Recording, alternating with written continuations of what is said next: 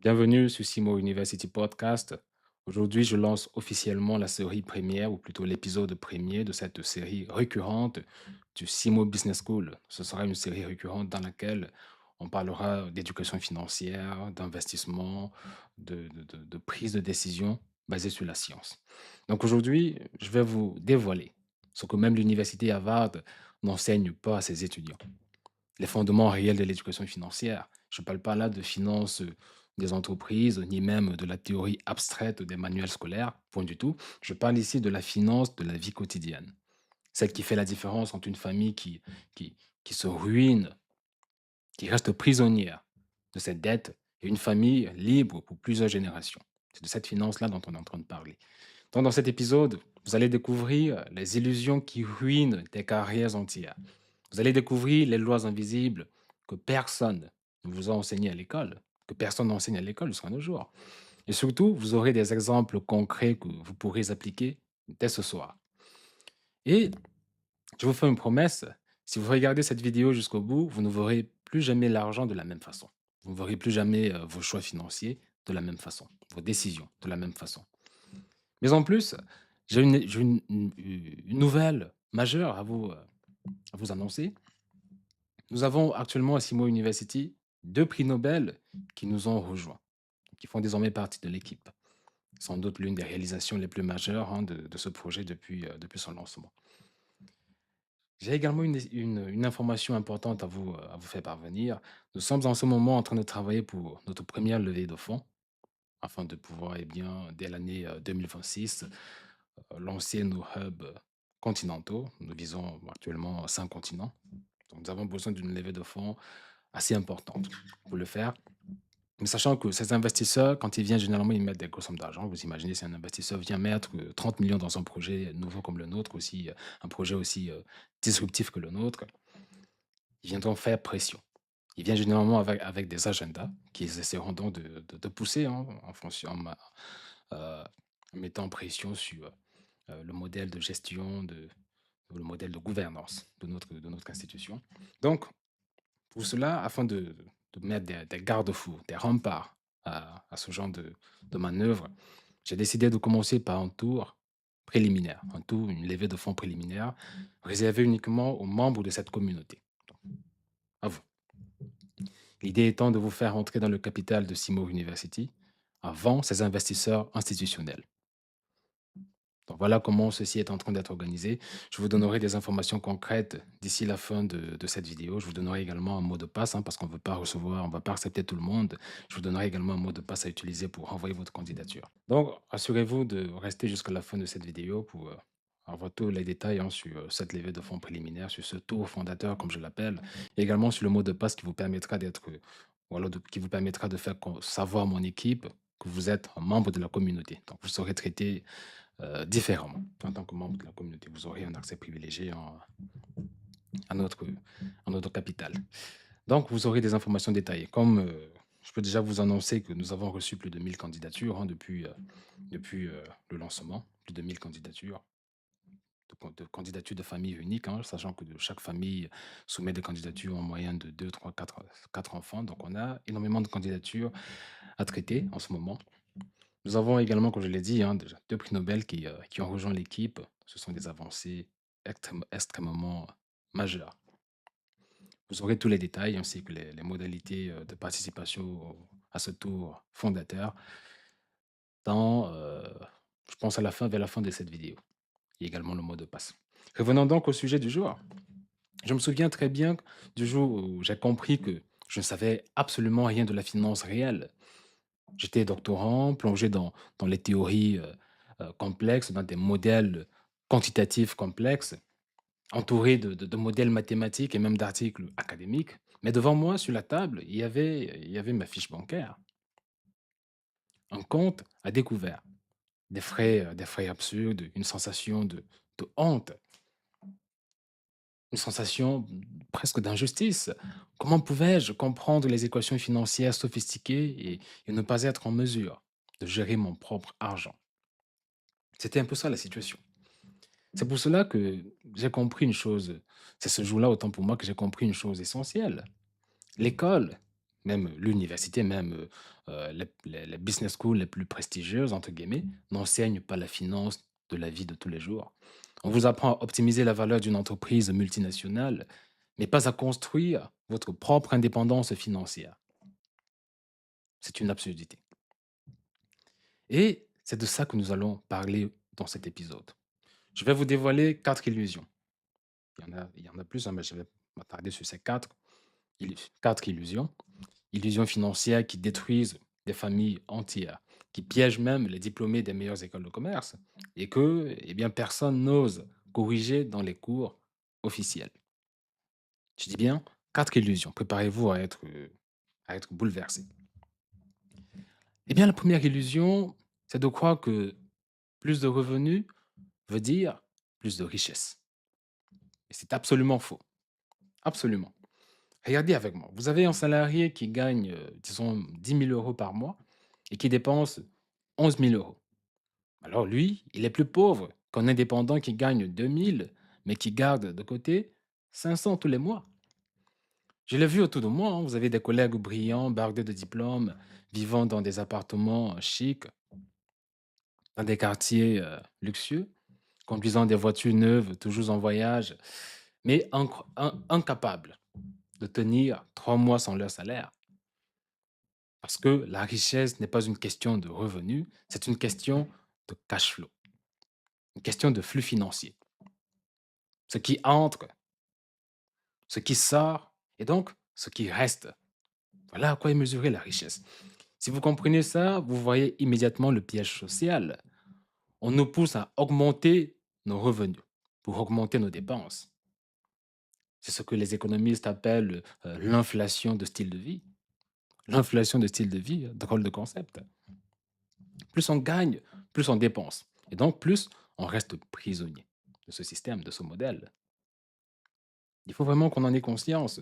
La deuxième illusion, c'est de croire que l'école nous prépare à gérer l'argent. Mais soyons honnêtes un instant. L'école prépare à être employable, à être un bon employé, un employé respectueux, docile, mais pas à être libre. On vous enseigne à travailler pour de l'argent, mais pas à faire travailler l'argent pour vous, ce qui est plutôt rationnel, raisonnable. Même dans les MBA les plus prestigieux, on vous apprend à lire un bilan d'entreprise, mais pas à structurer vos propres finances personnelles. C'est une aberration. On vous prépare donc à être cadre, mais pas à être indépendant. C'est pourquoi tant de diplômés brillants se retrouvent coincés, hein, dans une course sans fin. Plus de travail, plus de revenus, plus de dettes, et donc plus de stress, plus d'angoisse. Ceci est la réalité. La troisième illusion, c'est de croire que l'épargne seule protège. Alors je pense là, c'est vraiment une absurdité majeure. Je grandis dans une culture où on disait économise, mets ton argent de côté, c'est la sécurité. Mais regardez les chiffres. Si vous mettez 10 000 € de côté aujourd'hui dans un compte qui vous rapporte, comme c'est le cas généralement, hein, entre, je sais pas, 1, 2 ou maximum 3%, et que l'inflation réelle est de 6%, alors dans 10 ans, vous avez perdu une grande partie de votre pouvoir d'achat. Vous croyez avoir épargné, mais en réalité, vous vous appauvrissez tous les jours. Ceci est la réalité.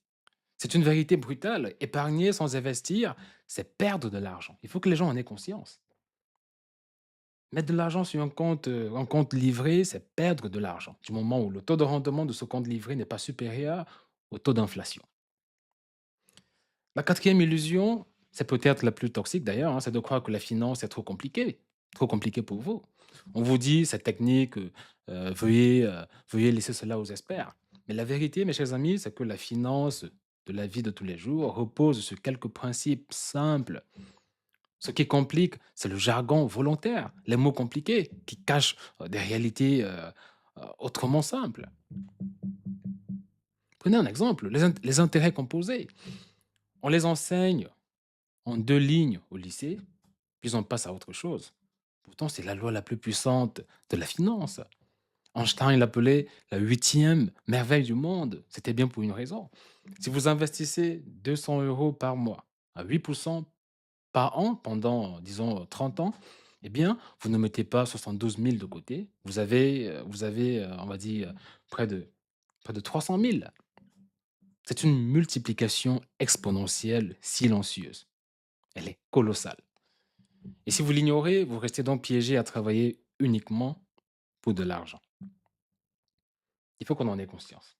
Alors, oui, ces illusions détruisent des familles entières, détruisent des carrières, détruisent des vies entières.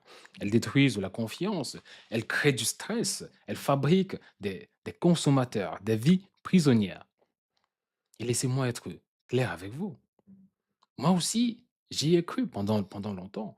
J'ai cru que mes revenus suffiraient. J'ai cru que mes diplômes me protégeraient. J'ai cru que mettre un peu d'argent de côté était suffisant. Mais j'ai eu tort et j'ai payé le prix. Mais c'est en payant que j'ai compris que la finance réelle n'a rien à voir avec ce qu'on nous enseigne à l'école. Et j'ai été obligé comme ça d'aller utiliser mes méthodes, surtout mes aptitudes d'autodidacte pour m'enseigner la vraie finance, moi-même. À ce stade, vous devez sentir un mélange de choc et même d'indignation. Et c'est normal. Parce que si ces illusions sont si répandues, ce n'est pas un accident. Elles profitent à un système qui préfère des citoyens consommateurs aux familles libres, bien éduquées. Mais dans la deuxième partie de cet épisode, je vais également vous montrer l'autre face de la pièce, les lois invisibles de la richesse. Celles qu'on n'enseigne jamais à l'école, celles qui permettent de construire. Pas en un jour, hein, il faut le comprendre, c'est un marathon, davantage qu'une course de vitesse. En une vie, en une décennie, une vraie indépendance financière. Et je vais vous donner 5 lois que vous pouvez appliquer immédiatement, avec des exemples concrets pour ne plus tomber hein, dans ce type de piège. Parce que la vérité, c'est que la richesse n'est pas réservée à une élite, elle est réservée à ceux qui connaissent les règles du jeu. Il n'y en a pas beaucoup hein, qui connaissent les règles du jeu. Voilà, c'est un cercle fermé de personnes qui vivent tranquillement, pendant que les autres consomment tranquillement. Nous venons donc de voir les illusions qui détruisent des familles entières, mais alors la question qui s'impose est celle de savoir comment construire une vraie indépendance financière. Pas une illusion de richesse, pas un mirage social, mais une liberté financière réelle, solide, transmissible à vos enfants. Je vais donc partager avec vous maintenant 5 lois invisibles, 5 lois que personne n'enseigne dans les écoles, pas même dans les MBA les plus prestigieux. Elles sont simples, mais ont un pouvoir cumulatif colossal. Commençons déjà par la première loi.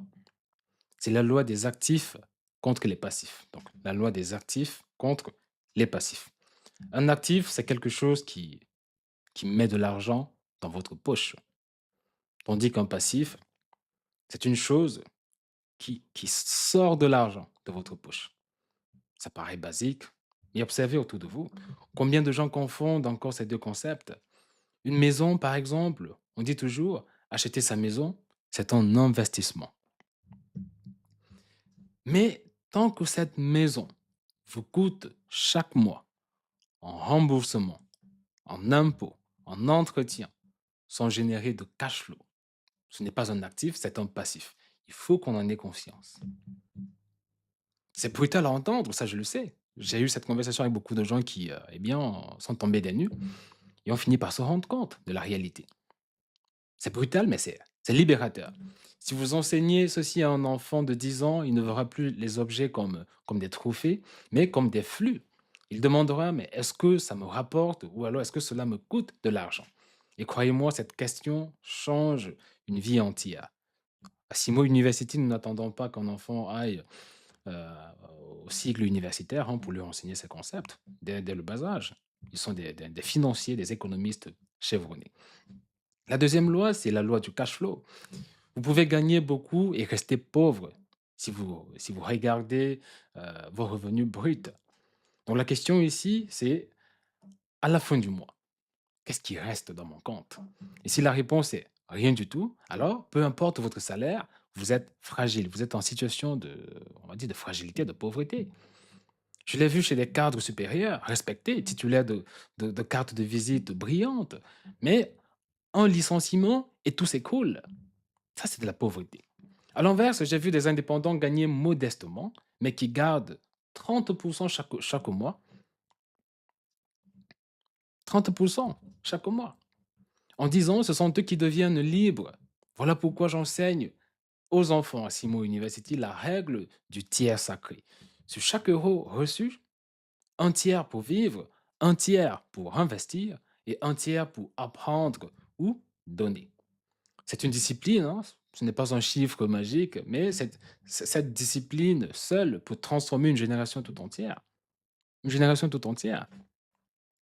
Maintenant, passons à la troisième loi, c'est la loi des taux de base financiers. J'en ai parlé dans l'un des épisodes précédents sur la pensée critique. C'est une loi fondamentale. Mais appliquons maintenant cette loi-là à la finance. Chaque fois qu'un rendement vous est promis, demandez-vous toujours quel est le taux de base historique dans ce domaine. Exemple, vous voyez en bourse, le rendement moyen à long terme est d'environ 7 à 8% par an. Mais si quelqu'un vous promet un rendement de 20% garanti, ben c'est un mensonge. C'est une affabulation. Si une crypto-monnaie annonce plus de 200% en un mois, alors que le taux de base vous dit déjà que c'est une anomalie. Donc, c'est un piège. Donc, cette seule question, quel est le taux de base, aurait sauvé des millions de familles, hein, de la bulle Internet, de la crise des subprimes en 2008, des arnaques Ponzi, comme on les appelle, hein, des Ponzi schemes. C'est une arme intellectuelle et elle est gratuite. Elle est gratuite, elle est efficace pour eh bien, vous protéger contre des mauvaises décisions. Et la quatrième loi, c'est la loi de l'asymétrie risque-rendement. Risque-rendement, c'est une analyse majeure. Un petit risque mal géré peut effacer 10 ans de gains. Les traders l'appellent le tail risk, tail pour la queue, le risque de queue. Risque improbable, mais qui est destructeur lorsqu'il se produit. Vous pouvez investir prudemment, accumuler patiemment et un jour tout perdre parce que vous n'aviez pas prévu une marge de sécurité. C'est comme conduire sans ceinture, hein, parce que les accidents graves sont rares. Voilà pourquoi la règle est simple, protégez toujours une partie de vos ressources contre l'imprévisible. Ceci correspond à quoi? Vous avez un fonds d'urgence pour les familles, vous avez des règles de diversification pour les portefeuilles et surtout, enseignez à vos enfants cette idée simple. Ne mets jamais tous tes œufs dans le même panier. Ne mets jamais tous tes œufs dans le même panier, même s'il s'agit d'un panier en or. Il faut qu'on le comprenne. Comme je l'ai dit, il n'est jamais très tôt pour l'enseigner aux enfants ces concepts. La cinquième loi, c'est la loi du jeu infini. Simon Sinek l'explique comme ceci. Dans un jeu infini, il n'y a pas de gagnant final. L'objectif, c'est de rester dans le jeu le plus longtemps possible. Si vous appliquez cette loi du jeu infini à la finance, elle dit ceci. La richesse ne se mesure pas à un coup d'éclat, mais à la durée. Combien de familles flamboyantes ont tout perdu en une génération? Et combien de familles discrètes, modestes, ont bâti patiemment un patrimoine qui se transmet de génération en génération? Posez-vous la question. La richesse, donc, ce n'est pas un sprint, c'est un marathon de 30 ans, parfois de 100 ans. Et si vous inculquez à vos enfants l'idée du jeu infini, vous leur donnez plus que de l'argent. Vous leur donnez une vision financière qui, ma foi, les suivra toute leur vie. Il faut vraiment qu'on en ait conscience. Vous prenez ces 5 lois-là que je viens de partager avec vous. Ce ne sont pas des théories abstraites, hein. Elles sont les fondations d'une éducation financière que personne ne nous donne à l'école. Et pourtant, elles sont vitales. Elles déterminent si vous êtes prisonnier d'un salaire ou plutôt maître de vos choix. Si vous êtes fragile ou davantage résilient. Si vous transmettez des dettes à vos enfants, à votre progéniture, ou plutôt une liberté financière. Moi aussi, je les ai apprises très tard. J'ai acheté des passifs en croyant acheter des actifs. J'ai cru que mon épargne seule me protégerait. J'ai sous-estimé des risques et j'ai vu des années d'efforts s'évaporer. Mais j'ai choisi de transformer ces erreurs en leçons et mes leçons en transmission. Ceci justifie l'existence de cet épisode. Voilà pourquoi je vous livre tout cela gratuitement. Parce que vos enfants méritent mieux. Parce que vous-même méritez mieux. Parce que si l'école ne leur apprend pas ces lois, c'est à nous, parents, éducateurs, de le faire. Et parce qu'une famille qui maîtrise ses règles devient une famille libre, même dans un monde incertain. Je n'en ai aucun doute. Souvenez-vous de ceci. Un actif rapporte, un passif coûte. Il faut le comprendre. Le cash flow, c'est le roi. Le taux de base est votre bouclier. Toujours en revenir au taux de base. Et un seul risque peut tout détruire. Et enfin, la cinquième loi, donc, la richesse est un jeu infini. Vous pouvez aller lire Simon Sinek sur ce sujet. Si vous vivez avec ces cinq lois, votre argent cesse d'être un maître, il devient un outil. Et cet outil, utilisé avec sagesse, construit non seulement votre liberté, mais surtout celle de vos enfants, celle de vos générations futures. Donc il faut comprendre que, je vais finir par là avant de passer à la transition sur la situation de Simo University. Il faut comprendre que l'argent ne fait pas le bonheur, certes, mais mal géré, il détruit des vies. Bien compris, il libère des familles. Mais c'est à vous maintenant de choisir de quel côté vous serez. Et chose promise, chose due, revenons à l'investissement et à la situation, à la croissance, à la prochaine étape de croissance de Simo University. Comme je l'ai dit, nous sommes en train de préparer un tour fondateur. Un tour fondateur qui permettra à vous, uniquement à vous, membres de cette communauté, d'intégrer ou d'entrer au capital de Simo University. Ça s'appelle donc un investissement. Comment cela va se passer? Nous sommes en train d'avoir des pourparlers, pour le dire comme ça, pour une levée de fonds institutionnelle dans les semaines, les mois à venir. Mais avant, comme je l'ai dit, d'avoir notre capital des investisseurs institutionnels qui viennent avec beaucoup d'argent, mais aussi avec beaucoup de pression, qui viennent avec un agenda. Donc, afin de pouvoir contrecarrer ça, le jeu de pression, le jeu d'influence, le jeu de pouvoir qui s'installera, j'ai besoin que pas j'ai besoin, oui, mais je vous permets aussi d'avoir la possibilité d'entrer au capital de Simo University pour que nous formions ensemble un socle fondateur de personnes partageant la vision de cette institution que vous avez vu naître. Donc, en entrant au capital de Simo University, vous serez ou vous deviendrez membre du cercle fondateur. C'est un cercle stratégique, nous travaillerons ensemble, main dans la main. Nous prendrons les décisions majeures sur les orientations futures de cette institution. Et donc, comme ça également, vous deviendrez actionnaire, donc copropriétaire de Simo University. Pourquoi est-ce que vous devez entrer ou alors investir, devenir copropriétaire de Simo University maintenant et pas plus tard?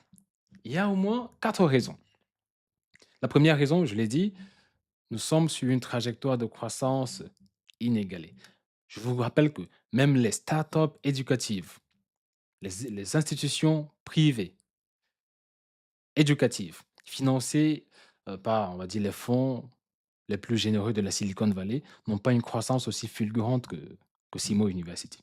Nous avons 1000 candidatures, plus de 1000 candidatures, en effet, plus de 1000 candidatures en quelques mois seulement. Plus de 1000 candidatures, sans aucun financement externe. Jusqu'à présent, pas de financement externe, plus de 1000 candidatures.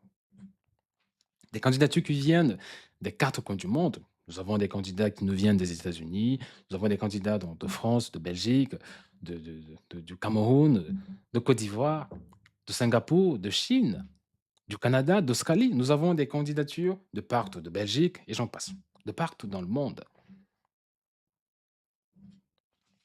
Ça vous dit quel est l'impact que nous sommes en train d'avoir sur, on va dire, sur les familles et l'impact global que nous aurons sur le système éducatif mondial. Ceci était la première raison. La deuxième raison, je vous l'ai dit, hein, c'est une information majeure. Nous avons désormais 2 prix Nobel qui ont rejoint cette mission. 2 prix Nobel. C'est énorme. Ils ont comme ça partagé la vision de Simo University. Ils vont contribuer de manière significative, hein, à la mise en œuvre de notre vision, à la réalisation de nos objectifs. Troisième raison, en entrant au capital de Simo University maintenant, plutôt que pendant une levée de fonds institutionnels futurs, vous avez la possibilité d'entrer à des conditions significativement plus avantageuses que que les investisseurs institutionnels. En remplissant le formulaire, vous aurez plus d'informations, mais je peux vous dire déjà d'emblée que la capitalisation pour ceux qui rentrent maintenant est plafonnée à 50 millions. Ce qui ne sera pas le cas, hein, ce qui n'est pas le cas pour les investisseurs institutionnels avec lesquels nous sommes déjà en train d'avoir des pourparlers sérieux. Donc, ceci, c'est l'une des raisons. Donc, vous avez cette possibilité d'entrer au capital de Simo University à des conditions beaucoup plus avantageuses. Ceci revient à acheter des actions, hein, de Simo University 5 à 10 fois moins cher. C'est énorme. Ceci est énorme. Et une autre raison, peut-être une parenthèse sur un sujet que nous avons abordé pendant cet épisode, en entrant dans le capital, en investissant dans Simo University, donc une institution éducative, c'est un écosystème, comme je l'appelle, un écosystème éducatif disruptif. Vous savez bien que nous couvrons le système, le circuit, le système éducatif, les cycles depuis la naissance jusqu'au doctorat. Nous avons donc créé un cycle prénatal, donc depuis la conception jusqu'à la naissance. Ainsi, il y a de la naissance jusqu'à l'âge des 4 ans où les enfants entrent dans notre faculté des fondations académiques et ainsi de suite. Donc, nous couvrons le cycle universitaire, le cycle éducatif complet. Nous allons avoir un impact majeur dans le monde. Ça, c'est grâce à vous qui m'avez soutenu, hein, depuis le début de cette mission. Il faut donc également que vous puissiez en bénéficier. Donc, ceci est une autre raison. Au lieu de penser à l'investissement comme, on va dire un piège, au lieu de penser que l'épargne, on en a parlé d'ailleurs, hein, que l'épargne est la chose à faire, est une panacée. On en a parlé. En investissant, en réalité, vous êtes en train de recruter les dirigeants de l'entreprise en question. Quand vous investissez dans une entreprise, vous avez donc les dirigeants à votre service. Ils travaillent pour vous. Vous êtes des propriétaires. Je vais prendre le cas de Coca-Cola, hein. Bon, je n'aime pas trop citer ce genre d'entreprise, mais bon, allez, je le fais pour les besoins de la cause. Je regardais les chiffres encore la semaine dernière. Le directeur général, donc le CEO de Coca-Cola, je pense qu'il a gagné au cours de l'année dernière, c'était environ 5 millions, hein, 5 millions de dollars. Je sais pas, peut-être pas pas très précis le chiffre. Pendant ce temps, là, je parle donc du directeur général, hein, celui qui gouverne l'entreprise, qui s'occupe de l'entreprise jour et nuit. Et pendant ce temps, vous avez un investisseur comme Warren Buffett qui entra au capital de Coca-Cola dès les premières heures, hein, de la création de cette entreprise. Et lui, pendant ce temps, il a gagné plus de 50 millions en dividendes. Il a gagné plus de 50 millions en dividendes pendant que le dirigeant de l'entreprise, celui qui s'est gosillé jour et nuit, a fait avancer, a fait tourner l'entreprise, a gagné environ 5 millions. Vous voyez, on est dans des marges de grandeur, des différences de marge de grandeur énormes. Donc, en investissant dans une entreprise, vous mettez les dirigeants de cette entreprise à votre service. Donc, je serai donc, en tant que dirigeant, hein, principal de Simo University, du moins jusqu'à présent, à votre service. Je sais quand j'ai fait un épisode il y a de cela quelques mois sur comment gérer de l'argent, pourquoi l'épargne était un facteur d'appauvrissement. Il y a beaucoup de gens, beaucoup de personnes parmi vous qui sont venus me demander, mais est-ce qu'on pourrait avoir un accès à votre portefeuille? Est-ce que j'ai essayé de conseiller pas mal de personnes, hein, j'ai donné voilà, des astuces à pas mal de personnes. Mais vous avez maintenant, en rejoignant Simo University, la possibilité de me laisser la possibilité de bénéficier de tout mon savoir-faire en matière de finance, en matière de gestion d'entreprise, en matière voilà, de gestion de portefeuille. Vous avez tout ça à votre portée. Donc, je pense qu'il y avait une quatrième raison pour laquelle il faudrait que vous entriez maintenant. Vous êtes membre de cette communauté. Bon, je prends pour membre de la communauté toutes les personnes qui déjà sont abonnées à cette chaîne, tous les parents, toutes les familles qui ont des enfants inscrits à Simo University pour la cohorte fondatrice qui débutera en octobre, donc dans quelques jours. Vous avez des conditions favorables, des conditions plus avantageuses pour entrer. D'ailleurs, l'entrée n'est pas ouverte à tout le monde. On permet uniquement aux membres de cette communauté de nous rejoindre. On ne voudrait pas qu'il y ait des brebis galeuses, hein, pour le dire comme ça, qui viendraient s'incruster dans le capital. Pour cette raison, je vous donnerai à la fin de cet épisode un mot de passe qu'il faudrait utiliser en remplissant votre formulaire de candidature. Ça permettra à nos équipes financières de savoir que vous êtes un membre de cette communauté. Et donc, votre candidature sera traitée différemment. Voilà, je pense que j'ai fait le tour. Voici les raisons principales pour lesquelles vous devrez absolument rejoindre le capital de Simo University. On ne prendra pas tout le monde, hein, c'est limité à 100 personnes. Vous le verrez sur le site que je mettrai en description. Il faudra mettre un lien en description. Vous verrez, hein, voilà, c'est limité à 100 personnes. Je pense qu'on en a déjà une soixantaine, c'est ça? Oui, une soixantaine. Donc, il y a encore 40 places de disponibles. Remplissez le formulaire. Utilisez le mot de passe SUP. SUP. Pour Simo University Podcast. Où est-ce que vous allez mettre ce mot de passe-là? Je vous exhorte à mettre ce mot de passe dans la section motivation. Donc, quand vous remplissez, en cliquant sur le lien, vous allez remplir un formulaire dans lequel on demande voilà, vos informations, combien vous souhaitez investir. Il y a un endroit où on vous demande mais qu'est-ce que vous pouvez nous apporter outre le capital. C'est là qu'il faudrait commencer, avant de donner vos arguments, il faudrait commencer par mettre le SUP déjà, hein, dans SUP, et ensuite vous pouvez détailler ce que vous pourrez nous apporter, outre le capital. Ça peut être des compétences dans un domaine précis, hein, qui puissent servir à la croissance de notre projet. Voilà l'information du jour. Je vous invite à maintenant cliquer sur le lien que mes équipes mettront en description, hein, de cet épisode. Remplissez le formulaire de candidature, hein, pour rejoindre le cercle de fondateurs. Vous aurez un retour de ma part si, si votre candidature est retenue. Si ce n'est pas le cas, bon, vous aurez un membre de l'équipe qui vous contactera et vous expliquera, vous dira non, on n'a pas pu parce que les quotas sont déjà atteints.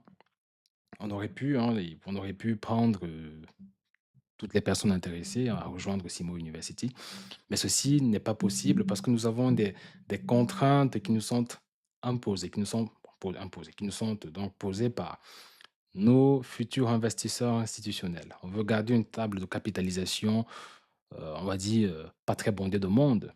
C'est une pratique courante, hein, dans le domaine des levées de fonds, donc c'est normal. C'est pour cela qu'on va prendre juste quelques personnes, idéalement des personnes qui sont prêtes à mettre un certain niveau voilà, d'investissement, mais surtout des personnes membres de cette communauté.